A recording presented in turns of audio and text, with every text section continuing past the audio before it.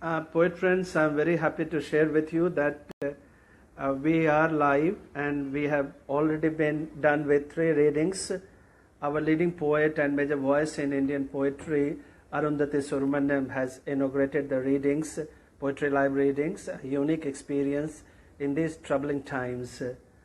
Let me quote what Arundhati spoke about this whole act, what she calls act of faith in poetry in troubling times. When I started discussing with her and many poets in Mumbai about the crisis that we are going through, a personal, political, social, emotional crisis, fighting invisible enemy, an enemy within us, outside also on the street, many things are happening around us. And then we started thinking about how to cope with this new crisis, unprecedented crisis. Perhaps poetry might help us. That is why we decided to do this unique poetry live experience with you. I'm grateful to all the poets, more than 60 poets from various languages, including Konkani, Marathi, Gujarati, Hindi, to be part of this. And I'm especially grateful to Arundhati Subramaniam, who agreed to do this inaugural reading with Salma from Tamil Nadu, Chennai, and Srilata from Chennai, and also with Robin Ngangom, who is going to join me shortly from Shillong.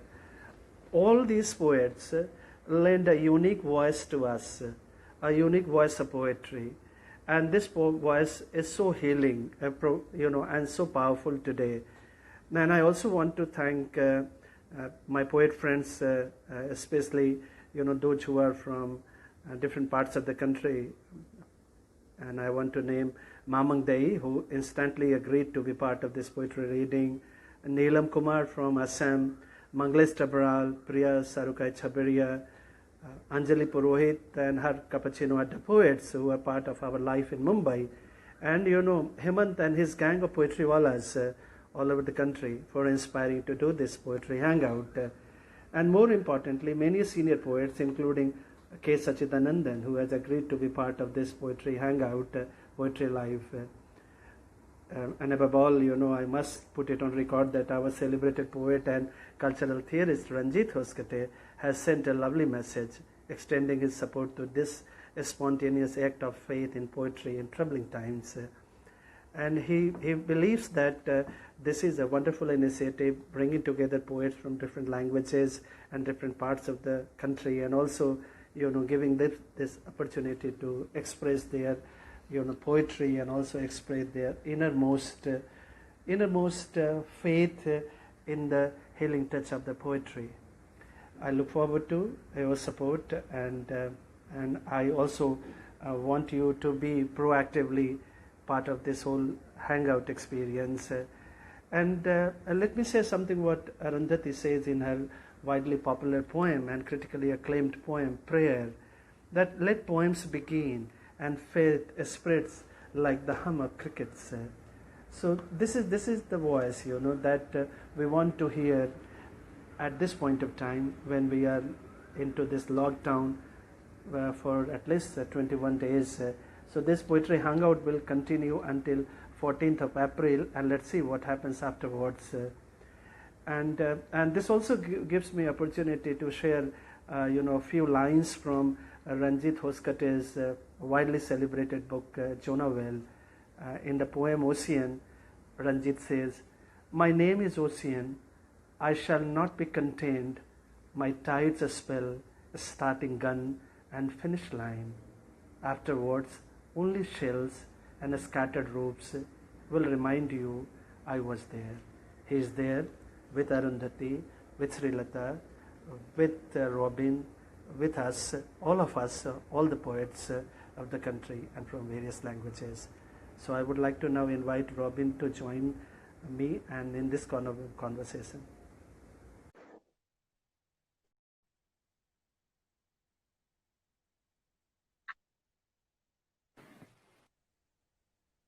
Hi, good evening, Robin. Hi. Hi, Ashwani. Good to see you. Robin, is a really unique experience, given this whole simple idea that, I started out, working with Ashish Nandi, who is famously most Luddite amongst us. And today, we have to take recourse to this technological, gadget, Instagram. Okay. I don't know how we are going to cope with this, Robin. In fact, I'm still struggling with, and the poets who are watching us live today, you and me. I think you have become so intimate to us in Mumbai. We missed you at Kalagoda, Robin. So we bring you back to Mumbai. Perhaps, in Cappuccino, Anjali Purohit will be very happy. Ranjit and Arundhati would be very happy to see you online and live, particularly in this country. Thank you. So Robin, what's going on? You're fine, safe, everyone. Please convey your feelings to all of us. We want to hear your voice from Shillong. Yeah, I'm good. Thank you. We're all fine. We're safe and well. Thank you. So Robin, may I request you to, begin reading your poem? I read, a couple of lines from Arundhati's poem, Prayer, and Arundhati's feed is already placed on Instagram. So I'm sure that poets will watch and appreciate that and learn from her readings. And secondly, I also read something from Jonaville, Ranjit's, widely celebrated book. And may I request you to read something close to your heart, I would not today tell you to read my favorite poems, because I love your native land poem. So many poems are so close to me, I guess, it looks like it's a Bombay poem, So please continue. Yeah. So, okay. Thank you, for asking me. Thank you, Kitab Khana. Thank you. This poem speaks a little about Alan Kurdi and his grandmother, who also posted photos of the boys' smiling days. It's titled Understanding. Understanding. I can understand on this virtual day, even without smelling, let alone touching it. So I will not say a word about the sea giving up a toddler. I can even understand this groundswell of pity, as if humanity was testing the waters of feeling. Wow. After adapting a short brackish tragedy. Despite pleas from the gentlest mourner not to use the image of drowning, but only remember a child's smile. Yeah.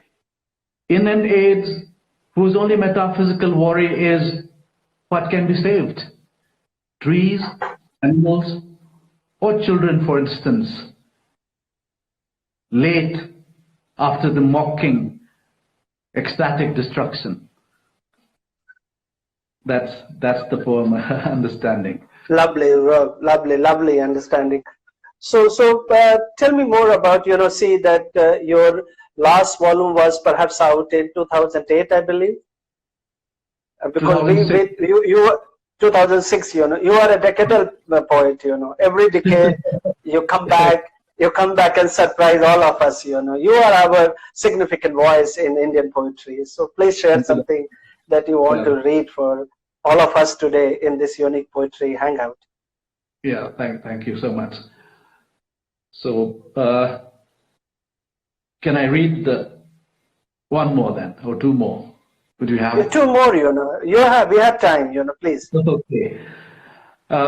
It just occurred to me that Easter is around the corner.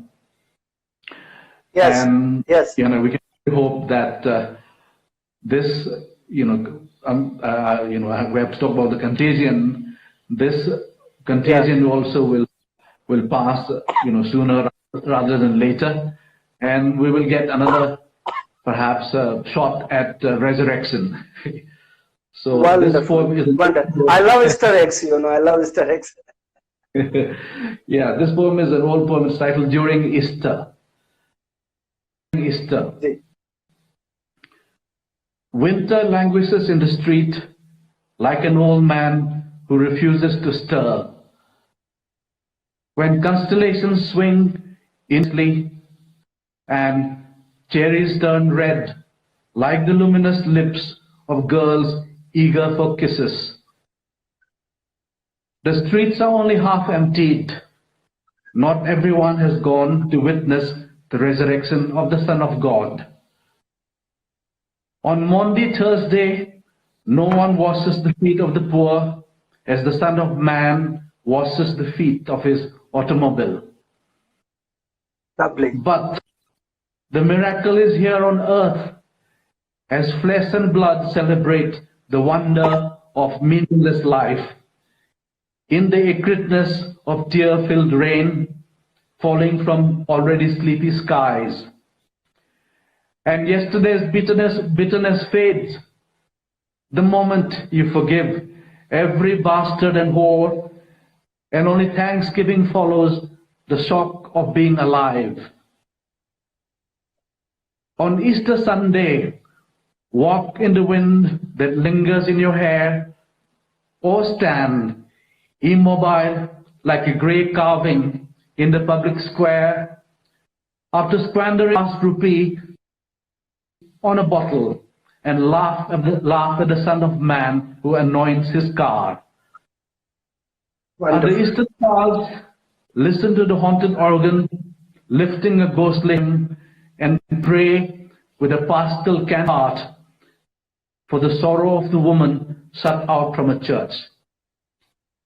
Wow. Okay, that's the poem. Then fantastic, So, Robin, looks like we need a magic now. Magic to come out of this crisis, on the earth. Yes, and I was So reminded. I'm quoting you. One more poem we would like to hear from you. Before you read that, I like to quote from you. Just like to from your poem. Yeah. This contagion, I think, has proved,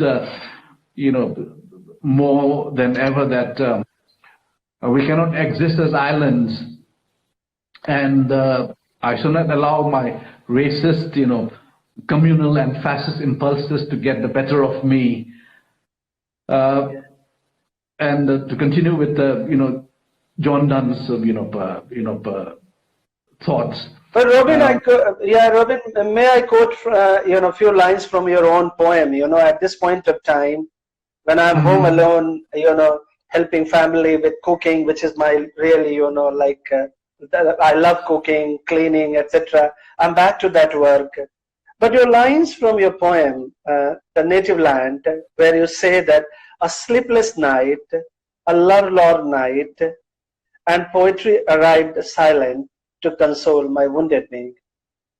So yeah. I think, it's like at this moment, we just need poetry, a poetry in the sense of arrival, a magical arrival to take us out of this crisis. Yes, yes. I'm reminded of Arundhati Roy's, words about literature providing some kind of shelter. So yeah. I think that that's true. And please. So okay, let me read a slightly longer. Any poem in Manipuri would you like to read, or Meitei? I know that many of my poets don't know that you write in Meitei also. I have spent time in Imphal. I have spent time in Manipur and Imphal. So I'm little familiar with the sounds of the language. If you could do that, a few lines in Manipuri, Meitei. I just want to entertain my poet friends all over the country. Okay. I don't have anyway.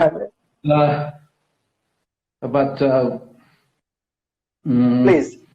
A few lines, maybe from a folk song. That would be enough. That would be enough. A few lines, maybe a little song.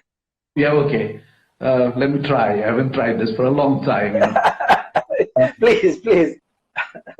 Okay.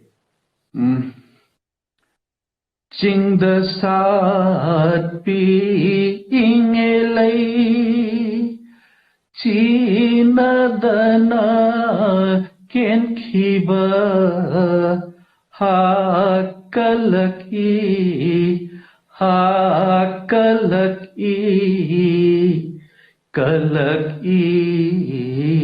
da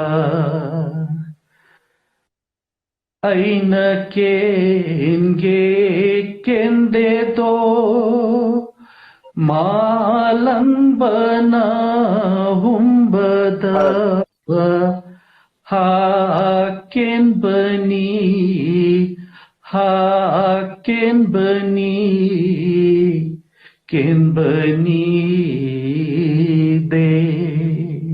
Okay, I think that's good. Wonderful, wonderful, wonderful. Brilliant, Robin. I'm sure my colleagues in Mumbai from Manipur would be loving this. Okay, so let me inflict the longest poem then. That's the last poem, yeah, please. This was written in the wake of the, it goes back to the late 80s actually, in the wake of the pro-democracy uprising in Burma, which came to a head in August 1988 and was brutally put down, by the, so, and it's also known as the 8888 uprising. Yeah. So the poem is titled Myanmar Story. Lovely, Myanmar's story. Myanmar Story. That country where I return in memory to dim travels of a child, where serpentine roads of a long war send me to its twilight borders, to its fair women with raven hair and sandalwood breasts, its poor rice fields and hills rain-bound, and monasteries old in wisdom. That journey was made some time ago, as only wistfulness would allow. Once, a poet explorer from equatorial distances, and I'm talking about Neruda here, once a poet explorer from equatorial distances, with unknown blood singing in his heart, walked its streets, marveled at its strange gods, and loved anxiously, and discovered loneliness. But these are darker days, my love, when freedom has become a rare metal that must be mined from cruel intelligences. There's nothing more bitter than hearts of men without a country, more terrible than exile of young men and women who only want to make their people see with words, not guns, pleading with indifferent countries, protesting with colors and alphabets against a senseless clustering of flowers. Actually, the Burmese students, they came to Delhi and they put up an exhibition. So one of the paintings is titled, "A Senseless Crossing of Flowers." This was in the 80s, late 80s. It is. Yeah. I'm telling the story of Myanmar and its brave daughters, deserted by the big brothers of the West. This was, of course, before before Aung San Suu Kyi fell from grace. It's